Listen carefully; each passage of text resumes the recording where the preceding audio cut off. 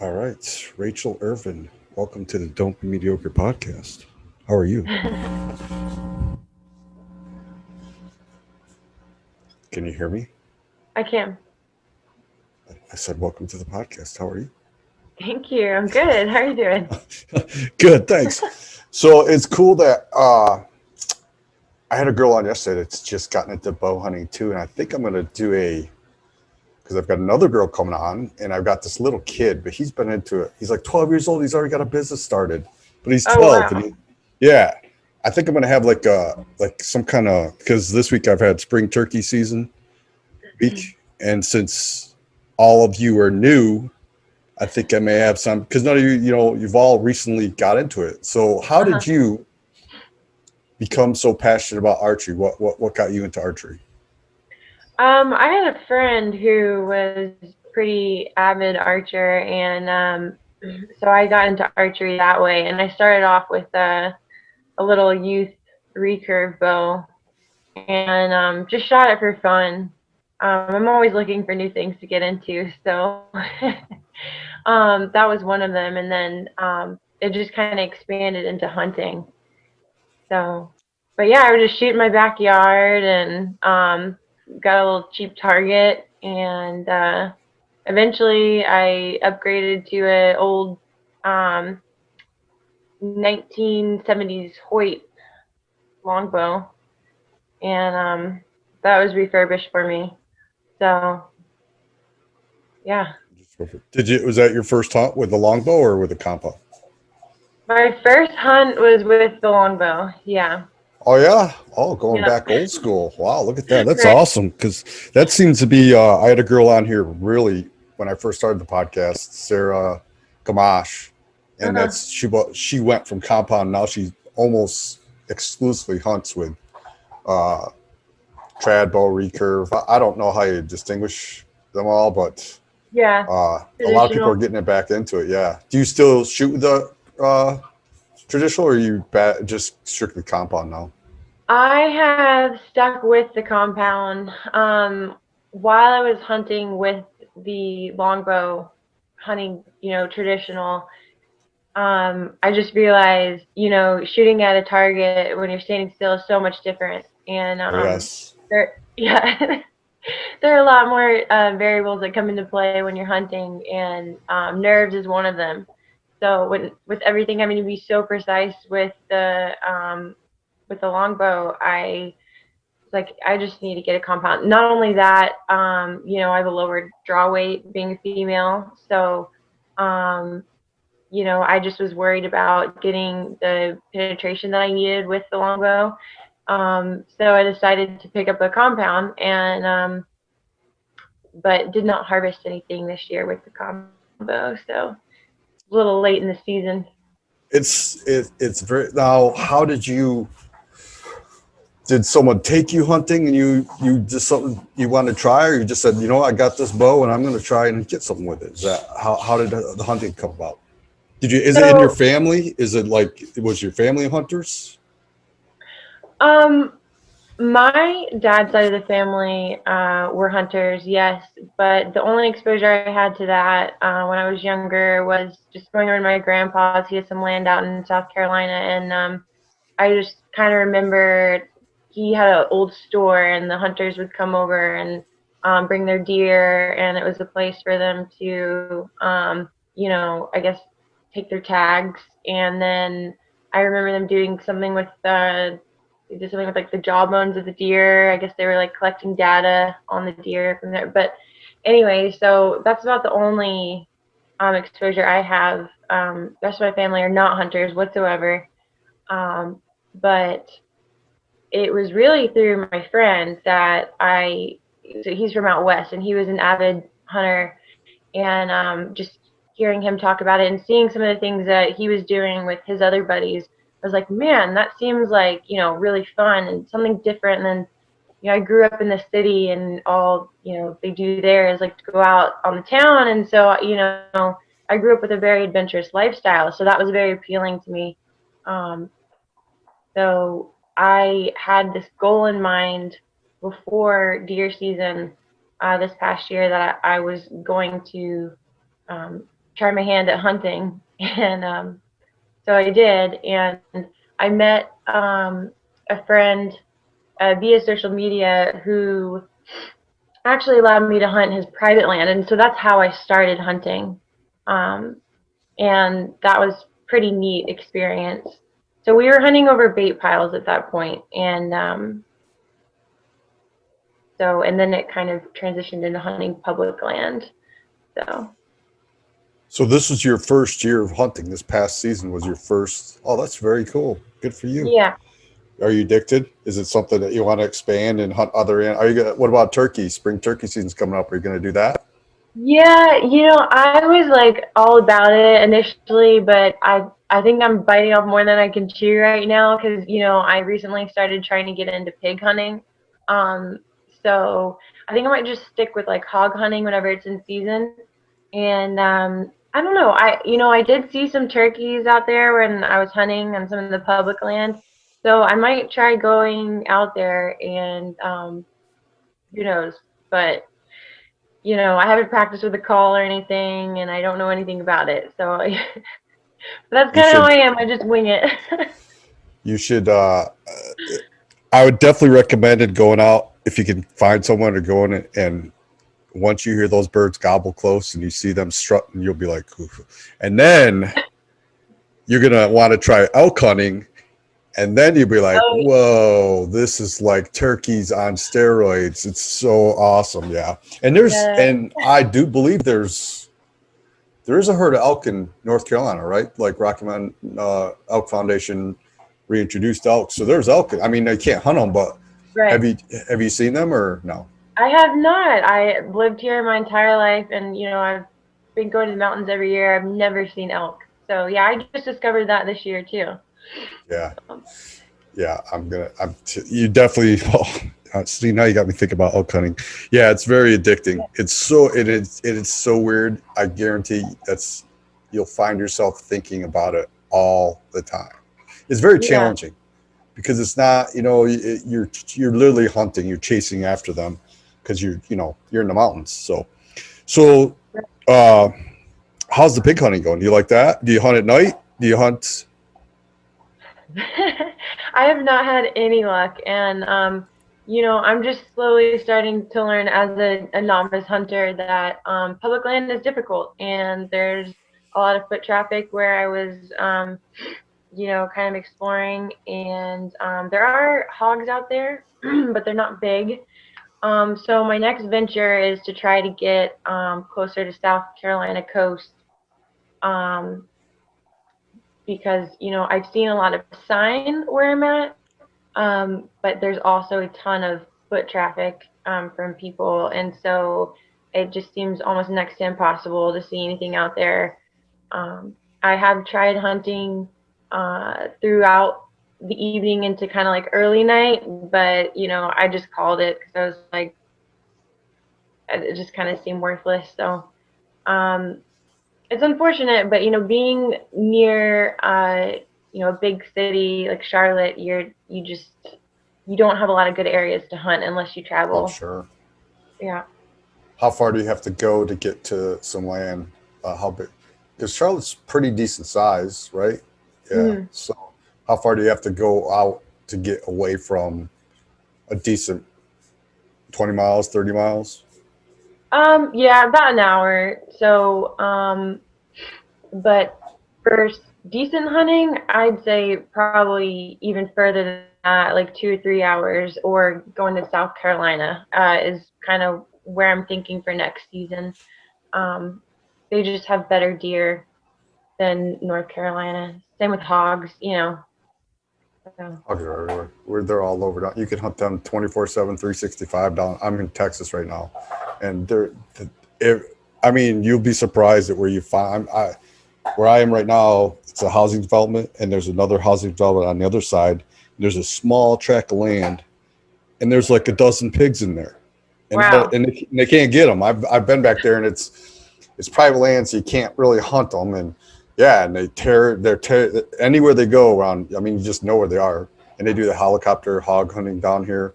You know, Oh, and I'm a helicopter pilot, and I'm able to get on because most of them are on ranches and they already got their pilots. So yeah, oh well. But yeah, it's definitely fun. It gets so hot here; they come out so late. They're usually like midnight, 1, 2 o'clock. Uh-huh. And it's really hot. Yeah, but during turkey season, I'll see them a lot because it's cool.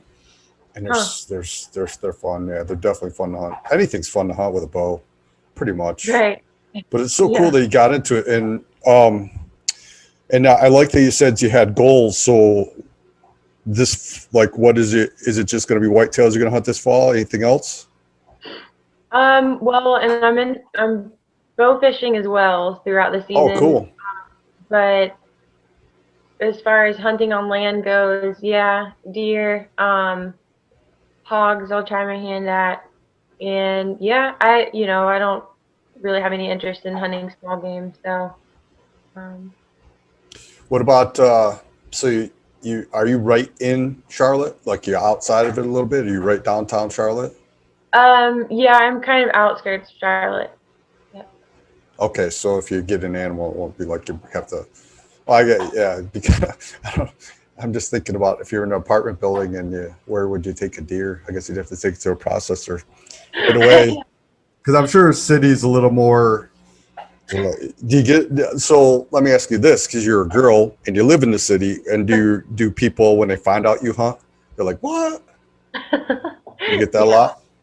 yeah, it's really unusual. I definitely am breaking the stereotype here. I don't think I know one other female that hunts, which is unfortunate because I'd love to have other females that I could share that with. But um, yeah, it's it's definitely a lot more liberal here, and I've also gotten some backlash for starting hunting, especially with having no experience with it at all and not having like a huge background with my family. Um, so, but it is what it is. It comes with the territory. You're gonna run Right. into that all the time. I mean, Yeah. I've had people like they find out I hunt, they're like taken back and appalled, and some people Right. get very angry. And it's like, and then I always say this: it's like, but they have absolutely no problem going to the grocery store and heading right to the meat department and picking out, no problem at all, picking out steak and chicken. But Yeah. yet they're very judgmental. Yeah, no worries. Yeah, For and sure. and and when you put yourself on social media too, I had a girl on the other here today. She was telling me how she gets death threats. I'm like, Oh my God. yeah. I'm not saying you're going to get death threats, but she says she's gotten them, and it's just ridiculous that how people can get when I don't know. I don't know. And isn't that funny that someone's gonna send you a death threat Mm-hmm. over you hunting and killing an animal? It's Just kind of because they like disagree, just because they disagree with what you're doing, and it's like, you don't see me, coming back at you with you read books. I want to kill you because you read books. It's like saying it comes to that equivalent. Now, yeah. another thing I noticed too is they're very into fitness. So you have an athlete's background and you played sports. Yep. Played sports growing up, so big into basketball, soccer, dabbled in baseball. But as I got older, I found a really awesome group in Wilmington when I was going to school there, and then it started off with CrossFit, and then it became powerlifting. So I did a few meets with that, and Wait, you powerlifted. You were yeah, powerlifting. No uh-huh. shit. Yeah, that was fun. That was fun. Had a pretty awesome group of individuals that were just like powerhouses and just you know awesome examples of strength um and motivation, determination. How So did you how did you do in your competition? um I've only done two, but I placed second in each one for Oh, my weight division. nice. So but yeah, they're more for So, no, go ahead. You're more for what? oh, I said they're just more for fun. Okay. Now, do you cater your training because you're into hunting now? Because that's what a lot of people, you see the hunter athlete, and a lot of people you'll see are working out. Like that's what I do now. My training is for, I mean, I've always worked out, but to go elk hunting. because I want to be able to, have the cardio. And I got into boxing, which has really helped my conditioning, because climbing those mountains, I mean, it doesn't matter where you come from, you're going to be struggling. But at least if you're in better shape, your recovery time is going to be quicker. So is that something you're starting to do now, is kind of cater your training towards, or just overall fitness? Or are you trying to because you want to hunt so you can carry that buck or doe, whatever you end up shooting out? Yeah, that's always on my mind. If I am happen to shoot something, then, will I have the ability to get that out on my own? And surprisingly, you would think, but even in North Carolina, there's some difficult terrain, where I'm at, where you're going up some steep hills. And I've just been thankful for my background in fitness and lifting, just because it definitely helps out tremendously. Even carrying a pack on my back, you see some people out there that just get winded, walking fourth of a mile. And so, yeah, yeah, for sure, definitely. But more so just for overall fitness right now. But I've always been of the mentality that, if anything is to happen, or if I'm in a difficult scenario, that I want to be able to have the physical fitness to be able to handle it, um, you know, because you never know what could happen. So I always want to be prepared, that sort of thing. How about when you do get something? Are you going to be totally involved in everything from start to finish, from the hunt to skinning the animal and processing it yourself? Is that something you want to eventually get into as well? Definitely, yeah. Cooking, all that Mhm. processing, Yeah. that's what the next thing on my list is, to do the processing part, and then the Yeah, cooking part. Do you like to cook? I do. Yeah. Yeah, because there's some cool. I don't know if you found that. I've interviewed two chefs so far that do wild game cooking, and oh my god, one of them, she posts these pictures. It's like, ugh. Especially on my Yeah. fast days, because I do the intermittent fastings, and she'll post them on those days. I'm like, oh, come on, you're killing me here. Because she's Right. got some really cool, the tons of things you can do with an animal besides, just the meat, skin, and different organs you can eat. I don't know, some organs, and liver. I'm not really a big fan of liver, but yeah. Oh well. So, what does your family think about you hunting? Because you said they're not into hunting. What do they think? Well, my dad, so it was his father that was the hunter in our family. So my dad, is all for it, and he's been a pretty awesome supporter, and has even been trying to help me look into leases this year, just to make things a little easier, which we've had no luck with. But my mom, she's little, on the iffy side. I mean, she kind of understands it, but she doesn't like it. Um, I've had some family members that have, just said some things that, have totally let me know they disagree with it. And some family members have reached out and been like, hey, I support you. I want you to know that, I love you no matter what. This is your decision. I wouldn't do it myself. But I think it's awesome. You're doing what you're doing. Um, so, So, have you tried with those family members that don't agree with what you're doing? Have you had to sit down and talk with them and say, because you're very fit, you're into fitness, so I would assume that you eat healthy. So, knowing that you're going to get meat that's going to be, I mean, you can't get more organic than a wild game animal, exactly. you Yeah, know. right. So, do Yeah. you have talks with try to? Are they open to, as the big thing now is, are they open to conversation about? Now they just are like, there's Yeah. maybe they'll They come just around. don't. you, Yeah. you know what, that girl I told you to get the death threats, one thing she does is, she's a big hunter. Like, she hunts up in Canada, and she gets sheep and caribou, and she every New Year's she'll have a big spread, and she'll invite neighbors and friends and family, and she'll have this the table filled with different game animals, and behind each dish is the animal that she got. And she says some people be taken back, but then some people are curious and they learn, they're kind of how some of your family members are. They may disagree in it, but she'll explain to them what this animal gave to her and her family and stuff. And she says she's changed people's, not everyone, but at the same time, you know where your animal is coming from. You got that, and then here it is now. We're eating. You did that. So, but yeah. Great. Yeah. I think it's just a shame that we've gotten so far from our roots. Like,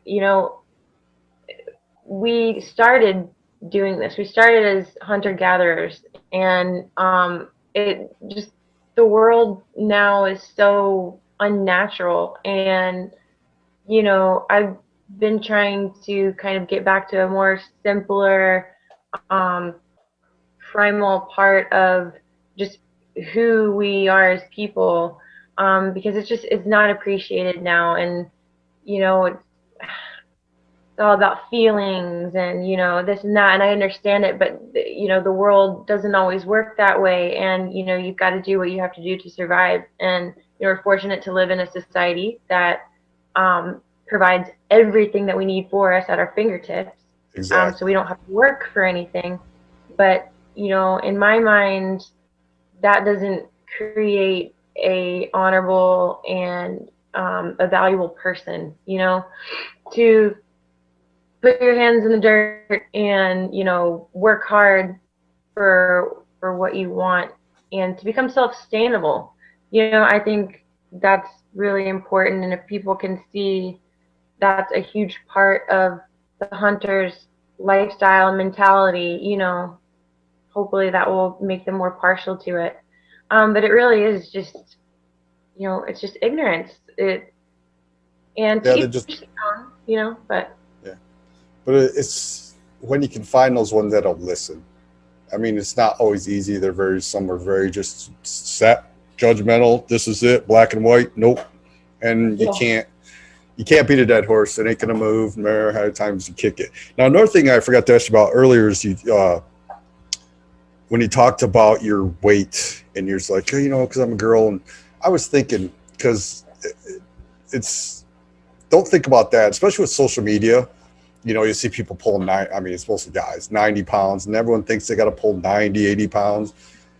There's a girl I'm going to get on here, which she's works for Batch. She's the regional director for Backcountry Hunters and Anglers, and she's having a baby right now, so she's going to come on later. But anyways, she, all these guys post pictures of bragging about, I got this bull, 80 pounds. And she shot a giant bull elk with a 50-pound bow, and I love it. I love when I read her story, and so don't even it's how you place that shot.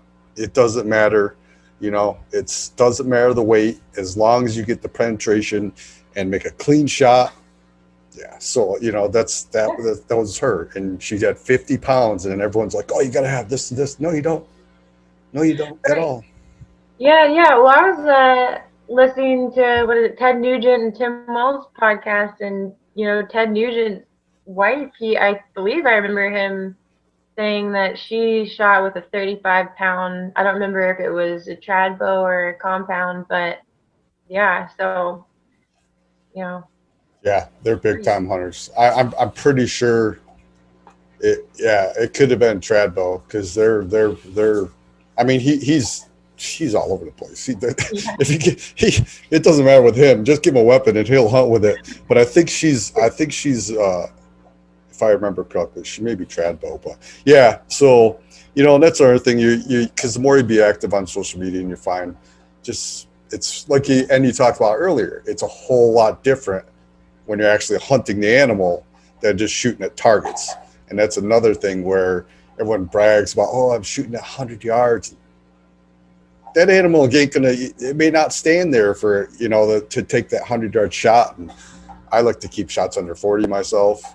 And like you said, you got to be realistic, because when game time happens, that heart rate starts pumping, and all of a sudden there's no sound because your adrenaline's going, and you're like, and you're breathing. I've found, Yeah, I found too that when I was hunting on private land over, the bait piles, the time that I would see the deer was right at, first light. And so it's really hard to see, you got shadows and it's very, very low lighting to where you can kind of make out a figure. And so yeah, you got that too. There's a lot of variables that go into it. Do you hunt out a tree stand? I have, yeah. Um, I was on private land. On public, I was hunting on foot. So, Do you call? Do any rattling or any kind of calling? I tried a deer call and it just didn't work. They just kept on walking. They were like, I don't want any of that. So I don't know if it had to do with they've heard it before or, it sounded too artificial and maybe there are too many hunters out there and they're just a little more wary at that point. But didn't work. Yeah, that's you're correct about that. They get kind of called too much, and just like anything in public, that's the thing about public land. It's nice, and then it's not nice because you're gonna run into people, and yeah, and it sucks for you because you're in a big city, so you got to drive really far to get away from people, just to get away from people. Which is And then I run into them. yeah, it's like I tried to escape you guys. What are you doing? You're killing me here. So Right. that and that I think that how do you think about that? Is it also a cathartic, like more relaxing, spiritual because you're away, you get away from that hustle and bustle, and you just being for me this time of year with spring turkey, Mhm. I I have to be out there before sunlight because you hear those birds start moving, and then you hear that gobble and sun's coming up and everything's coming to life. And I mean, that just is those Yeah. memories I've never forgot. I need that. And it just Mhm. something about it is very nice. So I can Yeah. imagine having that city, because I used to live in New York City and I would purposely go home to my parents in upstate New York, which is 3 hours away on weekends, just to get away and Yeah. almost energize. So is Mhm. that similar for you? Oh gosh, yeah. I've always been a big nature person, and I hope to one day get away from the city and have something a little more secluded. But um, yeah, there nothing compares to being out there and just having that solitude. Um, you definitely are able to just reset and kind of let your thoughts flow and you're just kind of immersed in the moment. That's really honestly that's the only time that I just feel like I'm really in the moment and I'm enjoying it. Not only am because at work I'm going all day long. I don't have time to think about anything else. So you could say I'm in the moment there, but it's very high stress. It's very I'd rather be in the woods. I'd rather be, out hunting or doing something with a purpose and feeling like I'm doing something productive. And also different experiences that you get out there too. You're always learning about your environment and different aspects of nature. At least for me, since I'm, novice at hunting, I'm just getting into it. So, You'll um, always be learning. You'll always be. yeah, I want to learn. I want to learn plants, edible yes, plants. me That's too. I had a bit. I bought this little sheet and it was plastic coat. Well, anyways, I put it in a washer accidentally and then it destroyed it. So, but it was supposed to tell me the edible plants and then I ruined it. But I want to learn, especially when I go up the mountains. I want to learn those. What foods I can eat, and just in case, or just Yes, for shits and giggles, if I come across a berry patch that's edible, I'm like, give me some berries. But I don't, Er, I don't, I don't know what's what sometimes. agreed. Same. Yeah, I want to do mushroom foraging for sure. Yes, I see so yeah. many Instagram profile, hunters who also go out and harvest mushrooms and cook with them, and they look amazing. So, um, I've never had a morel mushroom. Have you? no, I want to do that. You know what I else you can find out there what's that I that? didn't know until I think last year is asparagus. Did you know wild Asparagus? asparagus? You can No. find wild. Look it up. I mean, I forgot how, but if you look at how to find it, and I found it because I saw some guy on Instagram or he posted, and so I was like asparagus, and so I looked it up, and you can find patches of asparagus, wild asparagus, No, where is that? Is that, I mean, everywhere. could I, everywhere? Yeah, Wow. yeah. Just Google how to find asparagus and wild asparagus, and I can't remember if it's like in more moisture, like rivers and ponds and stuff like that. I can't remember, but there's wild asparagus out there too. Cool. You can get asparagus and mushrooms and have yourself a little meal. One thing that I'm disappointed about that I learned this year was through a friend. He has, or I think his family has some private land, and so he had some. Have you ever heard of pawpaws? Of what? Pawpaws? Pawpaws? Like pawpaw? Yeah. Like someone would call a grandpa pawpaw, like that? Right. Okay. Yeah. No, I haven't. Yeah, he had some pawpaw trees, and so it's a type of fruit, and it's almost well, what I have learned is I've never tried them yet, but like kind of like a hybrid between, I think it was like a banana and a mango, and they're yellow fruit, but you do find them in more wetland areas, and but there's only like a month long season for them, so it's really short, and I had tried looking around some in South Carolina, but no luck with anything. But he did tell me, when they're in season next year, he'd take me to come, harvest some. He said, I wanted to take my bow. I could shoot some of the ones up high and Huh. Are knock they them big? down.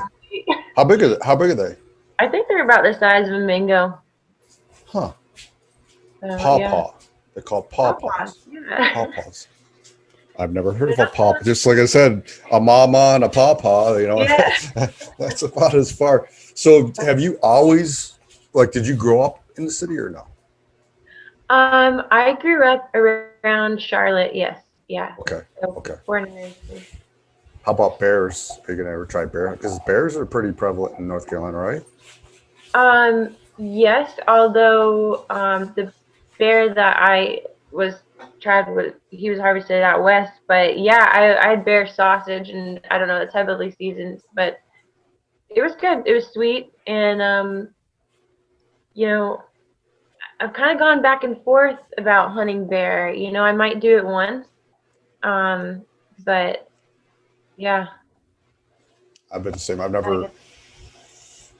Until recently, I didn't really know what you could do with a bear. And now that I've found that you can do a lot with a bear, growing up, I was always told, you can't eat bear. Why? So I used to be really judgmental when I saw someone shoot a bear. Like, why? You can't do anything except their coat or their fur. And now I find out that you can make pepperoni, salami, sausage, tenderloin, all these things. And I'm like, so I definitely I'm hopefully going to be doing some spring bear hunting out in Montana this year because I'm moving to Montana. So, yeah. Oh, you're moving to Montana? Yes, I am. Oh, man, I'm jealous. I'm very excited. I've been wanting to move out there. Yeah, Montana. So, well, once I get established, I'm telling anyone, if you want to come out hunting, let me know. Yeah. And once we finish here, one thing I want to do with you, if you're up for it, I want to do a follow-up in the fall to see how your hunts went this year. Yeah. Because this is your first year, and it's like I said, I think I'm going to do like a beginner series because Kyla, that's her name. I had her yesterday. I'm having you. I'm having another girl, Hillary, and then that little kid. It just kills me. He's got a business. He's 12 years old, and I'm like, people wearing it. Yeah, it's his main beam addiction. Look it up, and he's 12 years old. Like when I first saw it, I thought it was someone's kid, and they were posting a picture of him shooting it. No, it's a little freaking kid. He's 12, and he's got a business. He's got like apparel and all this stuff. No, what's his business thing? Main beam addiction, like main beam, like of rack main beam addiction. Okay, yeah. Cool. Yeah, and I just got in touch with him today. He's going to come on my podcast, and then that girl Hillary, So yeah, I think I'm gonna have like a beginner series, kind of like the spring turkey I did. Put you all together in 1 week, and then do follow ups in the fall and see how your hunts went. And so, how are the hunts seasons long for whitetail in North Carolina? Are they what now? Are they long? Archery seasons long? How long this season?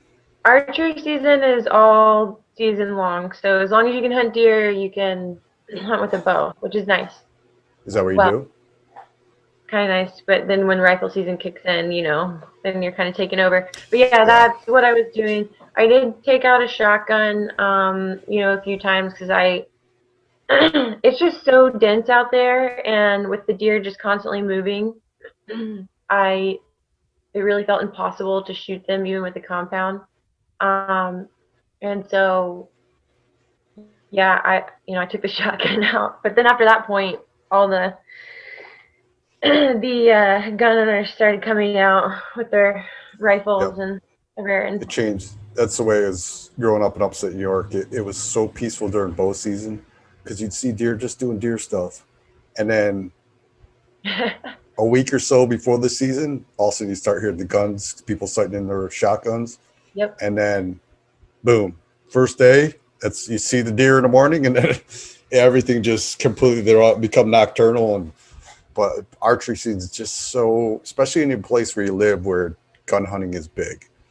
I Yeah. found like in New York, yeah, you just the animals are just so being themselves, and it's so nice the stuff you see besides the deer, the stuff you see Great. Yes, during for archery. sure. Yeah, and the place that I was hunting, it looked phenomenal. If I had started beginning of the season, if I hadn't started on private land in the beginning of the season, I had been scouting that area on public land, I really think I would have had a much better chance at harvesting a deer because I actually saw 3 or 4 walk by. I had one walk by me at probably 30 yards. The doe just walking through this little valley, and I was kind of just standing behind a tree, but I had just walked in and I wasn't ready. But yeah, there was maybe like a week or two after that where I walked in. I was in the same spot, and I had just noticed that their pattern was that they were walking up from a ridge, from a little cutover, and walking down, and I think onto private land where I think he had some bait piles over there they were going to. But I waited there for a bit, and then all of a sudden I heard this gunshot right over the ridge in front of me. I was like, man. So, I used my rangefinder to kind of see what was going on. And a couple of guys had, sure enough, shot a deer and started dragging it back.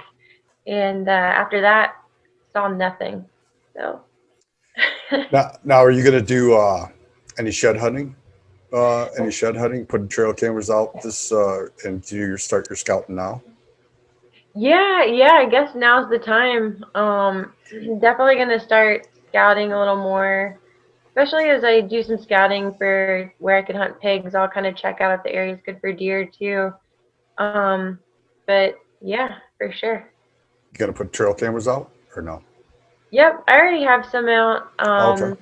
And I think everything's just still hiding from all the people kind of infiltrating. Like, I don't know, but I need to start, venturing out to like South Carolina is the place I want to go, and I did scout a little bit in some of the public land there, and there was deer sign everywhere.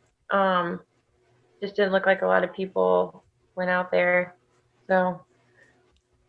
How far is Charlotte from the border of South Carolina?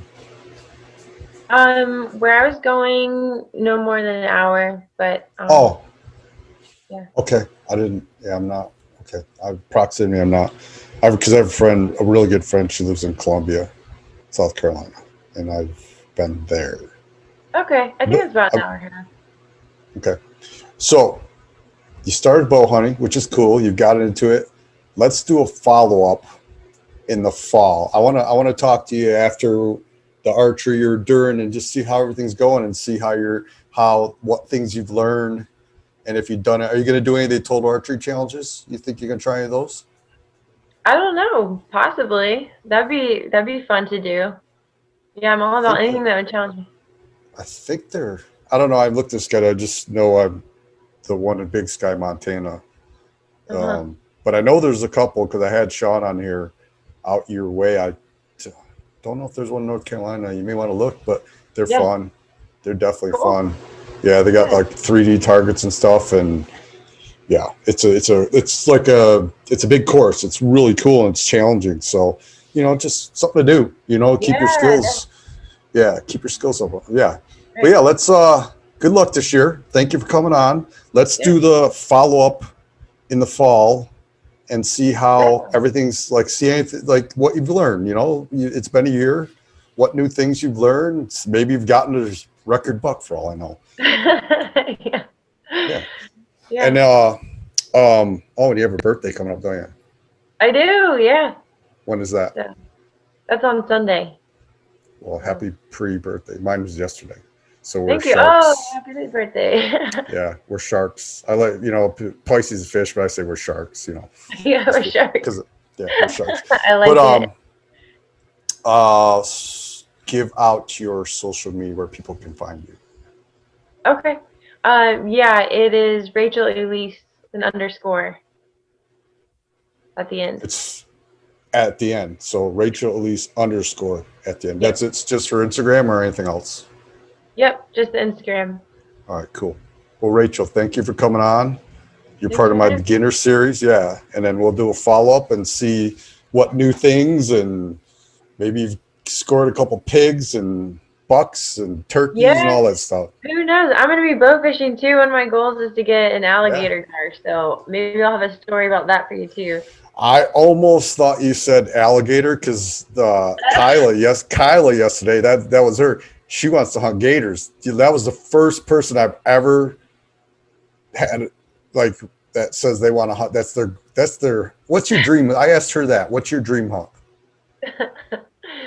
That's awesome. Oh, what's my dream hunt? What's your dream hunt? Gosh, my dream hunt would definitely be to hunt elk for now. I don't have any lofty goals because I'm still small time, hunter. But Just remember, everyone starts where you started. We all started at one time, learning the whole getting frustrated and missing deer, or they're spooked. And here's one thing I will tell you, because you want to get the elk, and if you want it, depending on where you want to hunt out west, some states I would start buying points now. How old are you? I'm 29. Okay, so yeah, I would suggest like Arizona, just buy points. You don't have to buy, and you know what? You're not far from Kentucky and Yeah. Pennsylvania, and those two states have a huge elk.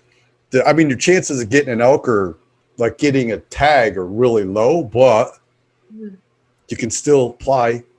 Pennsylvania is $13 just to apply, and then if Wow. you get a tag, it's only $2.